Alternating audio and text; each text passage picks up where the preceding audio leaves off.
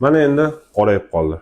Hozir bitta klientimiz mana shu tilla brasletlarni sotib ketdilar. Bilasizlar, bu eski model. Bu yerda 585 proba yozilgan, lekin biz buni apparat tekshirganimizda pastroq proba chiqdi. Hozir sizlarga eski bo'lgan yoki eski tilla buyumlarni probasini aniqlashtirish uchun ikkita yo'lni ko'rsatamiz. Birinchi yo'li bu apparatni tekshirish.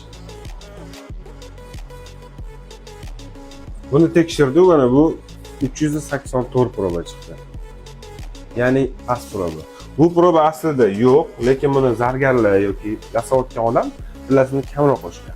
Hozir sizlarga endi ikkinchi yo'lni ko'rsataman, u sal xavfliroq bo'ladi. Mana shunaqa kislotalarimizni tekshiramiz. Kislotamiz 583, 585 ga.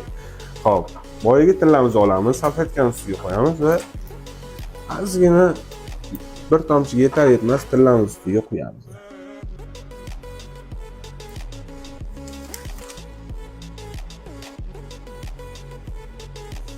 Ya'ni rangini o'zgartiradi. Tillasi kamroq bo'lganiga, mis ko'proq bo'lganiga mana shunaqa qorayib, kuyish jarayoni bo'lib qoladi.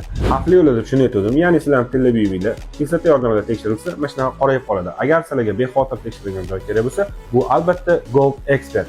Hamma texnikalari bor, bemalol kelib tekshirtirib, yaxshiroq narxga sotib ketsanglar bo'ladi. Gold Expert hamisha siz bilan, har doim birinchi o'rin.